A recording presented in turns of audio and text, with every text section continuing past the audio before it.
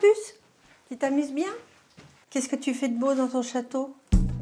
Construire son propre château de poupée, Danielle en rêvait depuis toute petite. Alors lorsqu'elle a vu la photo de cette maquette, elle n'a pas hésité une minute à se lancer. C'était un petit peu la réplique du château de Versailles. Enfin bon, voilà, ça faisait penser aux princesses, aux princes charmants. Je voulais vraiment que ma petite nièce, elle ait ce que moi j'aurais voulu avoir à son âge, quoi. Voilà, en fin de compte, c'est ça. Et cette maquette, ce n'est pas chez un marchand de jouets, mais chez son buraliste qu'elle l'a trouvée. Comme elle, chaque année, près de 5 millions de Français entament une collection presse. Maquettes, figurines ou encore petites voitures, il y en a pour tous les goûts. Et vous allez voir que pour certains, la passion n'a pas de limite. Là, vous avez la collection presse des types H. Au-dessus, la collection des Mercedes. Dans la pièce, ici, vous en avez à peu près 2500. Et les 2000 autres sont dans le placard. Hélas, né en Italie dans les années 60, aujourd'hui ces collections peuvent réserver de bien mauvaises surprises. La construction du château de Danielle n'a ainsi rien eu à voir avec un conte de fées. Voilà le magnifique parquet qu'on nous a envoyé. C'est une horreur. Et quand vous regardez l'impression, c'est ni fait ni à faire. Ça ressemble même pas, même de loin, à ce qui était proposé. Le grand escalier, tous les luminaires, on les a pas eus. Dans le hall, le lustre était vraiment très très grand et vraiment très beau. J'ai reçu à la place 2 petites appliques comme celle-ci et c'est tout. C'est de la publicité mensongère. Pièce manquante ou de mauvaise qualité, sa collection publiée en 100 numéros lui a coûté près de 800 €. Mais surtout, pour terminer son château, elle a dû s'improviser maquettiste.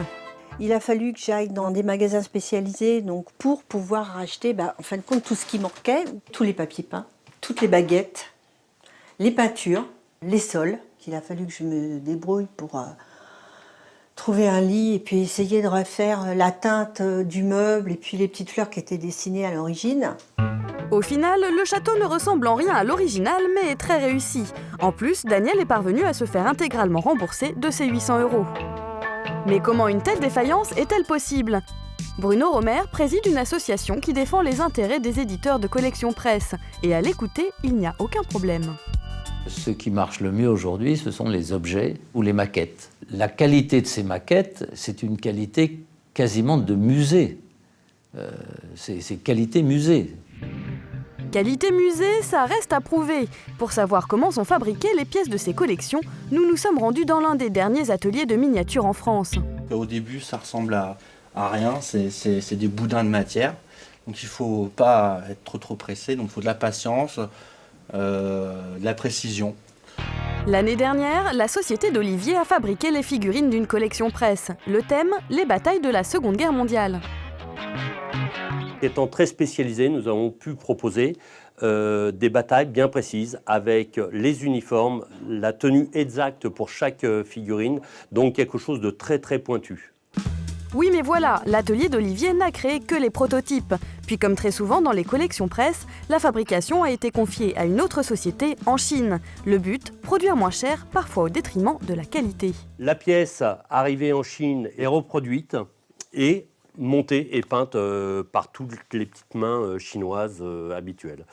Nous ne pouvons pas dire que c'était à 100% la même chose, mais très très proche. Et je pense que le problème, c'est sur la fabrication totale de la quantité, où il peut y avoir des erreurs sur quelques séries si il n'y a pas de contrôle derrière.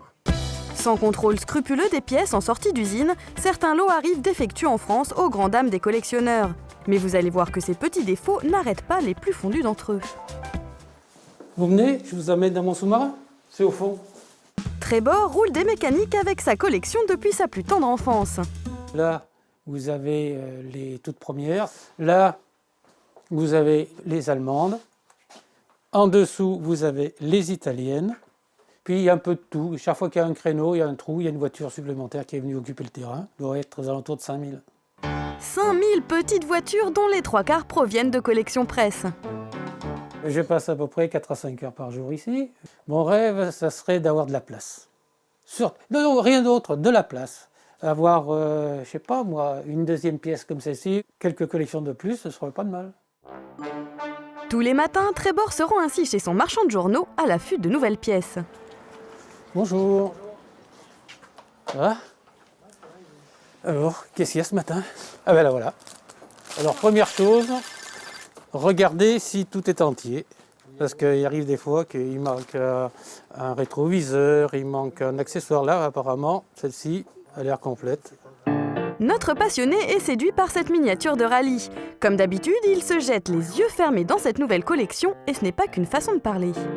Les gens achètent le numéro 1, mais on peut pas leur dire s'il y a 50 ou 100 numéros, on n'en sait rien. C'est comme l'appât que vous mettez au bout de l'hameçon, vous appâtez les gens, et puis une fois qu'ils ont accroché, eh ben après, il y en a beaucoup qui suivent. Une collection à durée indéterminée, un drôle de concept qui profite surtout aux éditeurs. Nous, on regarde le nombre de gens qui nous achètent. Quand on fait des collections sur, par exemple, les petites voitures, il y en a beaucoup de petites voitures anciennes. Et à ce moment-là, on ne le fixe pas dès le départ. Si ça marche très bien, on continue. Si ça marche moins bien, on arrête. Impossible donc pour Trébor de savoir où sa nouvelle collection va le mener. Si certaines s'arrêtent au bout de quelques pièces, d'autres peuvent dépasser les 200 numéros. Seule certitude, les prix qui suivent toujours la même logique. Les premiers numéros, c'est 2,99 ou 3,99. Et puis après, au troisième numéro, troisième numéro, C'est prix normal. 12,95, voilà.